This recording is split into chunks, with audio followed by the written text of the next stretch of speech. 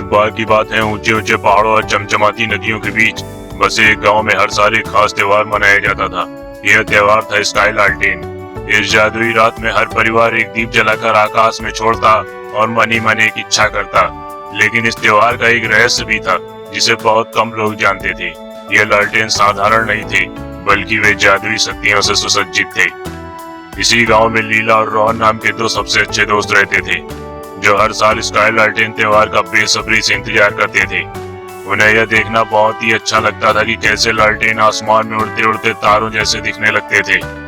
इस बार उन्होंने कुछ नया करने की सोची। वे जानना चाहते थे कि ये लालटेन जाते कहाँ हैं और क्या उनकी इच्छाएं सच में सुनी जाती हैं।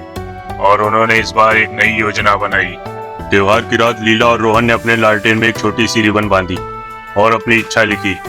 इच्छा कुछ इस प्रकार की थी, हम इस दुनिया को पहाड़ों के उस पार से देखना चाहते हैं। उन्होंने लालटेन को जलाया और उसे आकाश में छोड़ दिया। लेकिन इस बार लालटेन को वे केवल देखते नहीं रहे, बल्कि लालटेन का पीछा करने का फैसला किया। एक छोटे से नक्शे और साहस से भरे दिल के साथ उन्होंने अपनी रोमांचक यात्रा शुरू की। लालटेन ऊंचा उड़ता रहा और धीरे धीरे उन्हें अंधेरे जंगलों और बहती नदियों के ऊपर से मार्ग दिखाता रहा। दोनों दोस्त घंटों तक चलते रहे, जब तक कि वे खड़ी पहाड़ी पर नहीं पहुंचे, जहां से उन्हें एक चमचमाता जंगल दिखाई देने लगा। जब वे उस चमचमाते जंगल में दाखिल हुए तो उन्होंने कुछ अद्भुत देखा। पेड़ रोशनी से जगमगा रहे थे और जुगनू एक जादुई रास्ता बनाते हुए नाच रहे थे। जल्दी वे एक खुले मैदान में पहुंचे, जहां एक बुद्धिमान बूढ़ा उल्लू एक पेड़ की डाल पर बैठा था।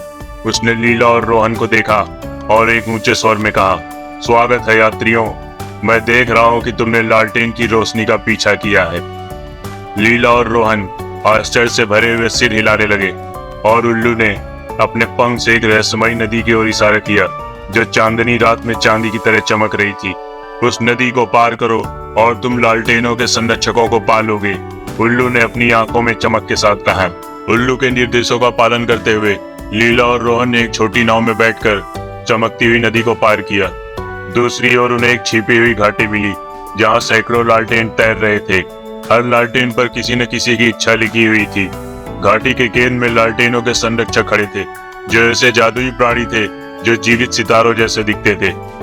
मुख्य संरक्षक, जिसने एक चमकते सितारे जैसे पोशाक पहनी थी, लीला और रोहन के पास आई और उसने पूछा, तुम इतनी दूर यात्रा करके यहाँ तक आए हो, किस लिए आए हो यहाँ पर?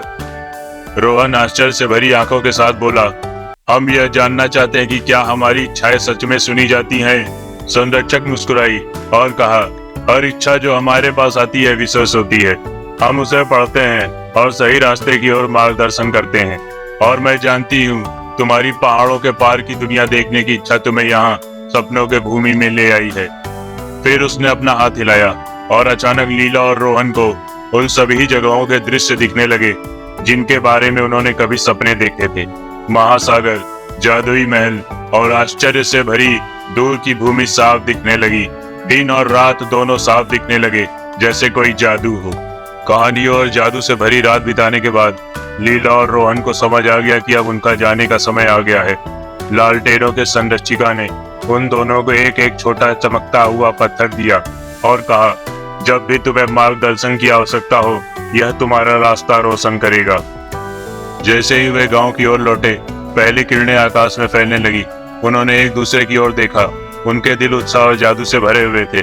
उन्होंने उस जादू को पा लिया था जिसमें वे हमेशा विश्वास करते थे, और अपनी चमकती हुई पत्थरों के साथ उन्हें यकीन था कि रोमांच बस एक इच्छा की दूरी पर होगा।